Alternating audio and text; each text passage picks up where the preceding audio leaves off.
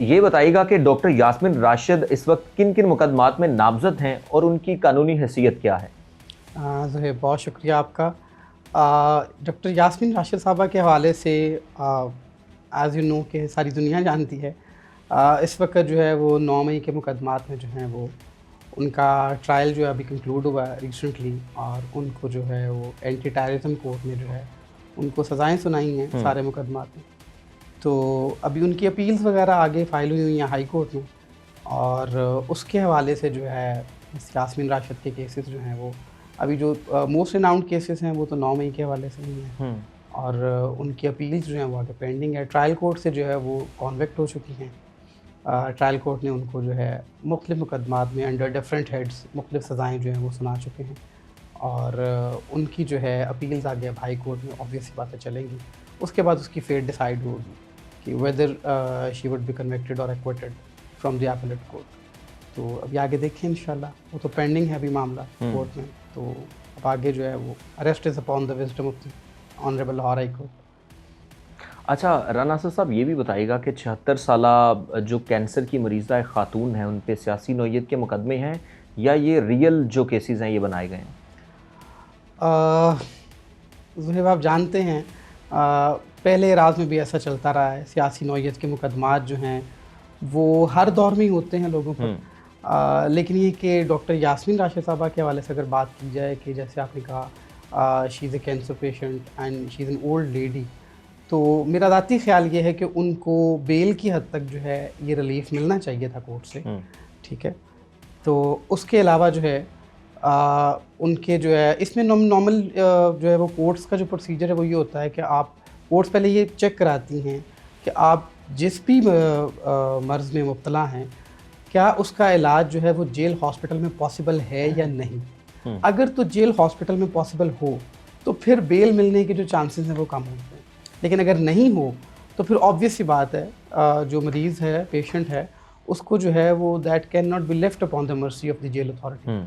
फिर उसको जो है वो बाहर से प्राइवेटली अपना ट्रीटमेंट कराने की इजाज़त दी जाती है, और इस नौइयत के मुकदमात में जो है वो बेल जो है वो मेडिकल ग्राउंड्स पर जो है वो दी जा सकती है। तो अभी लेकिन उनको बेल तो खैर नहीं मिली।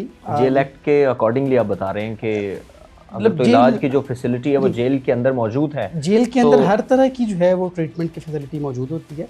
बहुत रेयर केसेस ऐसे हैं हुँ। जिनमें जो है वो जेल अथॉरिटीज़ या जेल हॉस्पिटल जो है वो ट्रीट नहीं कर पाता due to some lack of equipments या मशीनरी जो है।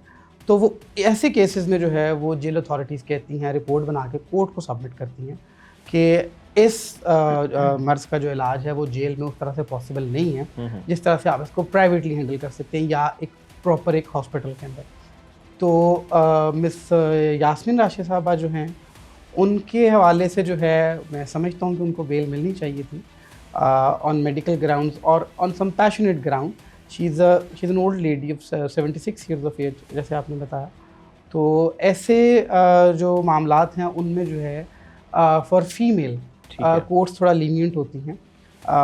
लेकिन जैसे कि आपने खुद ही कह दिया कि ये सियासी मुकदमात में जो है वो ऑब्वियस सी बात है, चीज़ें थोड़ा सा ज़रा मैनिपुलेटेड हो नहीं, जाती मैं हैं। तो आपका ओपिनियन लेना चाह रहा हूँ कि मेरा ओपिनियन ये उसमें ये है। सियासी नौइयत के मुकदमात हैं, क्योंकि आप इस यानी मैं मेंशन नहीं करना चाहता, आप कुछ ऐसे केसेज़ हैं उनके जो आप बहुत ही करीबी से देख रहे हैं, यानी करीब से देख रहे हैं। तो जी।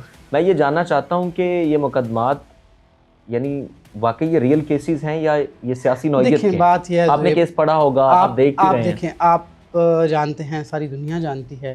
अब कुछ भी ना ऐसे उस तरह से ढका-छुपा नहीं है। हुँ। हर चीज़ जो है आपका सोशल मीडिया इतना एक्टिव है, हर चीज़ जो है वो आपको ना सिर्फ़ अपने सुनने की हद तक आपको विज़िबली नज़र आती है।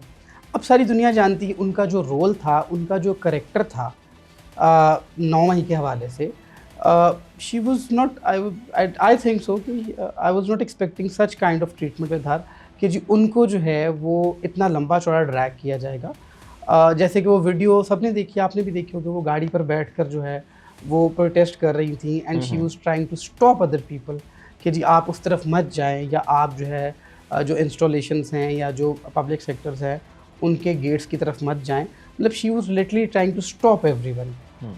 लेकिन 9 मई के हवाले से जो है वो, जैसे मैंने बहुत सारे दीगर मुकदमा देखे हैं, मेरे ऑफिस से बहुत सारी बेल्स जो हैं वो फाइल होती रही हैं। वो तो एक जर्नल उन्होंने जियो फेंसिंग करके इन्वेस्टिगेशन एजेंसी ने जो बंदा भी बंदा भी उधर आसपास भी कहीं उनको उसकी प्रेजेंस जो है वो इंश्योर हुई है, तो उसको उन्होंने जो है पकड़ के नॉमिनेट कर दिया। बहुत सारी बेल्स हमने जो है वो ग्रांट कराई वहाँ से एंटी टेररिस्ट कोर्ट से। तो इस हवाले से मैं समझता हूँ कि उनका एज सच इतना रोल था नहीं, जितना जो है वो उनको सो कॉल्ड आप कह सकते हैं कि उनको डोज दे दी गई। सर ये भी बताइएगा कि यास्मिन राशिद साहिबा जो हैं उनके साथ कोई डील शील की जा रही है, या ऐसा कुछ हो सकता है कि एक तो वो कैंसर की पेशेंट हैं, दूसरी चीज़ ये है कि दीगर जो अगर हम पीटीआई के लोग देखें तो उन्होंने डील्स की हैं, तो ऐसा कुछ दिखने को मिला है कि कोई आपने बड़ा नरमी उनके साथ बरती जा ब्लंट सकती सा है? सवाल कर दिया। जहाँ तक डील्स की बातें हैं, ऑब्वियस सी बात है कि वो मेरे तो नॉलेज में नहीं होगी, लेकिन जिस तरह डील्स होती रही हैं वो भी खैर नहीं, आपको बाकी तो हमारे पता है। साथ एग्जांपल्स मौजूद है ना कि जो लोग 9 मई में थे उन्होंने दूसरा वहाँ पे दूसरा वो कर दी, दूसरा प्रेस कॉन्फ्रेंस की और जी। वो बरी हो गए। तो आप कैसे देखते हैं कि कुछ ऐसा हो सकता है कोई? बस मैं ये समझता हूँ कि अगर यही क्राइटेरिया हो प्रेस कॉन्फ्रेंस का इंसाफ लेने के लिए या सो कॉल्ड रिलीफ लेने के लिए, तो मैं नहीं समझता कि इसमें कोई आप इस चीज़ को इस तरह पोर्ट्रे कर सकते कि यहाँ कोई कानून की बालादस्ती है। अगर देखें बहुत सारे लोगों ने प्रेस कॉन्फ्रेंसेस करके अपनी जान छुड़ा ली, जो कि बड़े पायनियर लीडर समझते थे अपने आप को उस पार्टी में। प्लीज़ नाम लें। नाम अब सबके सामने आपको पता है, असद उमर साहब थे, फवाद ठीक है। चौधरी साहब थे। सब ने जो प्रेस कॉन्फ्रेंस की और अपना अपना जितना हिस्सा बनता था रिलीफ का लेके तो वो अपने घरों को चले गए। अब अगर देखा जाए मेरिट पे केस को देखा जाए तो उसका क्राइटेरिया और है, और अगर आप ये चाहते हैं कि आपको इंस्टेंट रिलीफ चाहिए और आप चाहते हैं कि आपकी जो है वो ये जो जेल से जान छूट जाए, तो उसके लिए वो प्रेस कॉन्फ्रेंस वाले रास्ते तो शायद आज भी खुले होंगे उनके लिए।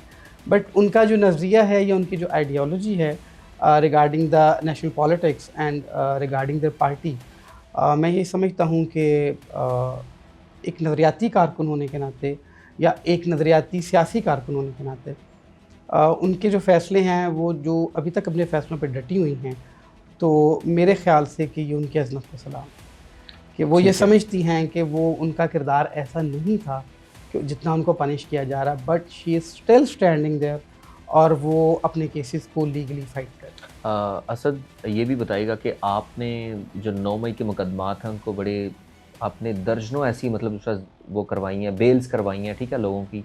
तो डॉक्टर यास्मिन राशिद साहिबा जो हैं उनके कोई सबूत मौजूद हैं, वहाँ वो मौजूद थी और कुछ उन्होंने ऐसा देखिए किया उनकी है जो प्रेजेंस है, जिसकी बिना पर ये केसेस चल रहे हैं जो? देखिए उनकी जो प्रेजेंस है वो तो एडमिटेड है, ठीक है। वो तो जियो फेंसिंग से वो जियो फेंसिंग से लग वो गया ना आपके वो पता। उसमें जो है फुटेजेस में भी आई, ठीक है। लेकिन देखें मेयर प्रेजेंस होना जो है it does not constitute an offence itself.